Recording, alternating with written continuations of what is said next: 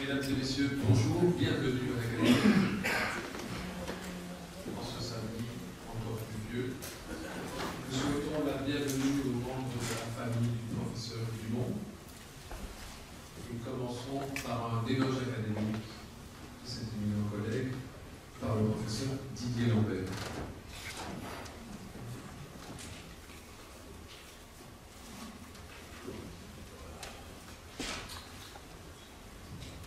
Cher Anne-Bella, chère Anne-Marie, chers enfants et beaux-enfants de Pierre Dumont, chers membres de la famille, Monsieur le Président, Monsieur le Secrétaire perpétuel, chers collègues, Mesdames, Messieurs, le professeur Pierre Dumont nous a quittés ce 1er mars à l'âge respectable de 90 ans. Et c'est très honoré et animé d'un profond dévouement que je m'adresserai à vous pour cet éloge académique. C'est en ma qualité de dernier doctorant et quelque part dépositaire de ses enseignements et son laboratoire que je retracerai son parcours. Je dois vous avouer que j'ai découvert une facette méconnue de mon mentor, moi qui n'ai partagé finalement que ces 7 dernières années de carrière académique. Donc le professeur Pierre Dumont, Pierre-Alphonse Marie-Joseph Guillain Dumont, né le 12 juillet 1928 à Gand et après des humanités gréco-latines. Il entame des candidatures préparatoires en sciences pharmaceutiques à l'Université Namur, autrefois appelée Faculté universitaire Notre-Dame de la Paix. Il obtient son diplôme de pharmacien en 1948, suivi très rapidement de sa thèse de doctorat. Vous voyez ici sur la droite de la diapositive le procès-verbal de la séance de présentation de sa thèse de doctorat, suivi de la délibération, quasi un mois après, le 14 octobre, où il obtient la grande distinction. Sa thèse de doctorat est consacrée à l'analyse de la composition chimique d'une aristochéite d'origine africaine, et vous voyez que 2 publications ont suivi de cette thèse. Une fois la thèse en poche, en fait, il va reprendre des études en suivant un baccalauréat en philosophie thomiste et puis une licence en biologie, en zoologie plus précisément. En 1956, il épouse Marie-Thérèse Quentin, elle-même pharmacienne et docteur en sciences pharmaceutiques. Ils ont ensemble 4 enfants.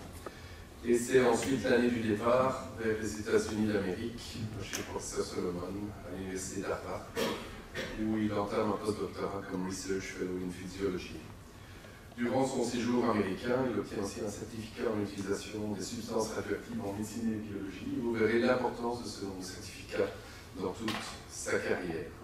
Si on poursuit sa liste de publications sur la droite du cliché, vous voyez que les études chez le professeur Solomon concernent le transport des ions au niveau de l'intestin. La décennie 67 ans, ce sont les premiers pas dans la carrière académique. Il est nommé chargé de cours extraordinaire à l'Institut de pharmacie, donc l'institut qui se situe au 4 de la rue Van Even à Leuven. C'est un institut qui est aujourd'hui classé, conçu par l'architecte Jan Janssen. Le professeur Dumont occupera le laboratoire de chimie pharmaceutique, denrées alimentaires et de pharmacie au 2e étage. Aujourd'hui, ce bâtiment est un learning center pour les étudiants de la KU Leuven. Il est ensuite nommé chargé de cours ordinaire, professeur en 1965. Il enseigne déjà la chimie organique pharmaceutique, l'analyse approfondie des médicaments, la chimie pharmaceutique préparative et la radiotoxicologie. Voici sa fiche d'engagement comme professeur. Et donc, voilà, vous voyez, j'ai sorti des archives, un document confidentiel. En fait, je ne sais pas si vous pouvez le faire, mais c'est fait. Ses premiers doctorants sont Michel Mercier et Marcel Aubrefoy, qui deviendront professeurs, thèse défendue en 1968. Le premier sur l'étude de complexes obtenus par transfert de charge, le second sur la stabilité d'un antibiotique, et dans les 2 cas, l'utilisation des substances radioactives sont le fil rouge de ces 2 thèses. Alors le vent de mai 68 va souffler sur Leuven, et on peut dire qu'il va souffler fort. Donc comme partout, il y aura l'appel de la démocratisation des instances universitaires, mais surtout la décision de déménager la section francophone de Leuven vers les terres wallonnes et bruxelloises. C'est donc la création qui s'ensuit du conseil de l'école de pharmacie, et Pierre Dumont en sera le premier président. C'est l'époque aussi où les spécialisations pharmaceutiques voient le jour, pharmacie d'industrie, pharmacie d'hôpital et biologie clinique. Dans le laboratoire du professeur Dumont arrivera le professeur Michel Classen du Rega Institute, un spécialiste de la chimie des antibiotiques, et le professeur Dumont accède au grade de professeur ordinaire en 1969. Vous voyez ici une photo de promotion, c'est la promotion 68-69. On peut reconnaître le professeur Dumont ici, notre collègue ici présent, Théophile Coffrin, et vous voyez déjà que si la massification des études de pharmacie n'était pas encore présente, la féminisation était déjà là. Vous n'avez pas le temps de compter, mais il y a 2 tiers de femmes pour 1 tiers d'hommes sur ce cliché. Décennie suivante, 70-80, j'ai appelé les années de combat. Premier combat, c'est le transfert, qui était le transfert de la section francophone de la pharmacie, qui était initialement destiné à évoluer. Dans un dernier sursaut, il y aura des débats homériques pour savoir si la pharmacie suivra la faculté de médecine à évoluer ou la faculté des sciences à Louvain-la-Neuve. Le vote sera égalitaire, la voix du président comptera double, et donc la pharmacie restera associée à la faculté de médecine. Autre combat sur l'enseignement, jusqu'à présent, la pharmacie concernait uniquement les dernières années, et en fait la deuxième candidature sera rattachée à la faculté de médecine dès 1972. Ces premiers élèves, les professeurs Messier et Mongafoire, ont créé un nouveau laboratoire avec de nouvelles équipes de recherche. C'est aussi lors du déménagement la création des nouveaux laboratoires de pharmacie évoluée. C'est les tours Vannemont et Riche, et le professeur Dumont sera responsable de l'aménagement en fait, de ces tours. Et vous ne serez pas surpris qu'au sein du laboratoire de chimie pharmaceutique, il va créer un petit laboratoire de synthèse de substances radioactives, toujours ce même fil rouge qui l'animera. Plus curieux, le conseil de l'école va instaurer, sous une demande du professeur Dumont, une épreuve d'anglais pour tout étudiant entrant en 3e année de pharmacie, et dans le but en fait de pouvoir suivre l'ensemble des publications scientifiques. C'est bien avant tous les plans langues que les universités ont mis en place fin des années, milieu des années 90. Au niveau de notre compagnie, le professeur Dumont devient membre titulaire le 30 novembre 1974. Année de combat, je le disais, aussi combat facultaire et même avec les plus hautes autorités académiques. Il va refuser d'occuper de nombreuses fonctions simplement parce qu'il estimait que les sciences pharmaceutiques n'étaient pas assez soutenues et que, quelque part, former des pharmaciens sans un appui à la recherche n'avait aucun sens. Dans les archives, j'ai aussi trouvé des premiers essais infructueux de transfert de technologie où il souhaitait prendre des brevets, il recevait des réponses laconiques de son recteur, estimant que c'était des dépenses qualifiées frivoles dans un courrier. On est bien loin des temps actuels. Dernier combat pour son épouse Marie-Thérèse qui s'éteint le 27 décembre 1977 des suites d'une longue maladie.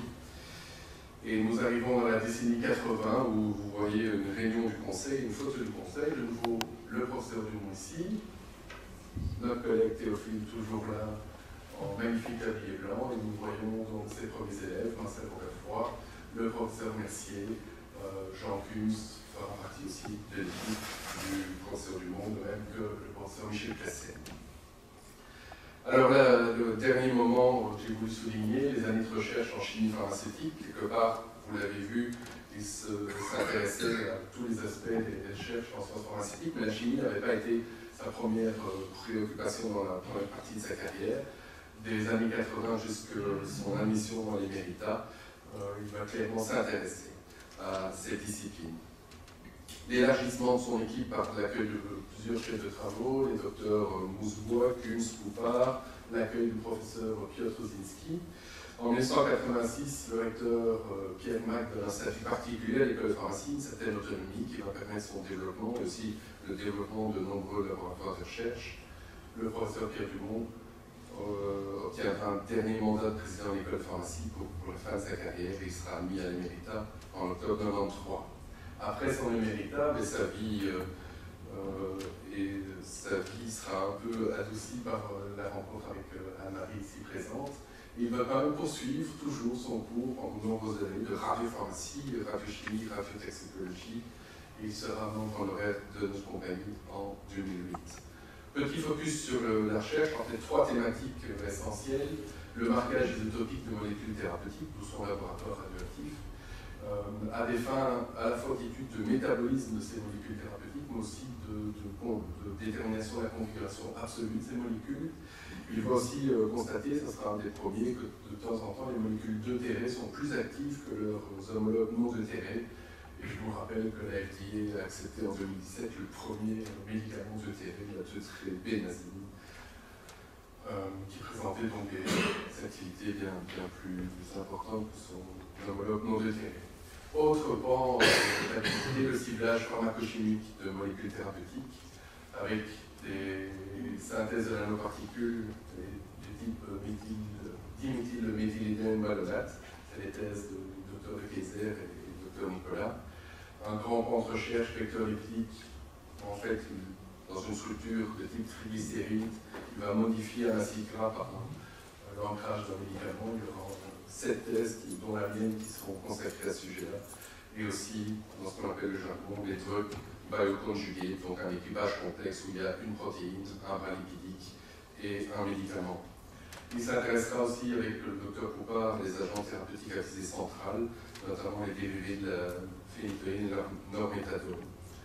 Voilà quelques mots de notre regretté collègue Léon Cassis, membre honoraire aussi de notre compagnie, qui était doyen en 1993. Vous voyez qu'il souligne lors du discours émérita que Pierre Dumont était un des premiers chercheurs de pharmacie et un des plus évidents soutiens de son pronom scientifique, et tout cela calmement, avec une extrême politesse et affabilité. Et vous voyez qu'il termine un peu de manière énigmatique, donc en projetant dans les méritas de Pierre Dumont. Il dit, je cite, « Je ne serais pas surpris si j'apprenais par exemple que vous remettiez à la trompette, à laquelle vous vous êtes essayé après 40 ans, ou de toute autre originalité aussi surprenante que vous gardez dans votre sac à malice, bien caché derrière votre allure calme et amène. » Quelques traits de personnalité pour finir. Courtoisie et affabilité dans toutes circonstances. Je pense que Pierre Dumont est caractérisé par ces 2 mots. Pour ses étudiants, mais aussi pour ses doctorants, il est toujours d'une exigence bienveillante. Je me souviens de ma première page de projet IRCIA, première page A4 bien remplie, où il restait 2 mots de ma main, c'était glycine radiomarqué, tout le reste avait été réécrit à la tête. C'était un partisan de l'autonomie, mais une autonomie d'idées, vous l'avez compris. Il m'a appris certainement la rigueur de l'écriture. Facette moins connue, c'était un amateur de gadgets bureautiques. Il se baladait avec une photocopieuse de poche, une lampe flexible pour regarder dans les recoins, et aussi un premier prototype de gomme électronique qui supprimait à la fois le crayon et le papier. Pierre Dumont était aussi un érudit, il était assoiffé de connaissances, son cartable débordait de current contents, les plus anciens s'en souviendront, c'était les moyens avant l'époque numérique de faire la littérature, et donc il y avait constamment 5 à 10 ouvrages dans son cartable, de multiples notes, et une technicienne passait environ un mi-temps pour faire des photocopies d'articles à la bibliothèque. Voilà, il est temps de remercier François Ziraud du service des archives du CEMOA pour déclicher la nombreuse correspondance qu'elle m'a transmise. Le professeur Emmanuel Hermans, doyen de la faculté, qui m'a aussi aidé. Et donc à Anne-Marie, à ses enfants, aux enfants, et je présente au nom de la compagnie toutes mes condoléances et soyez assurés que nous gardons de Pierre Dumont un souvenir de ses qualités scientifiques et humaines. Je vous remercie de votre attention.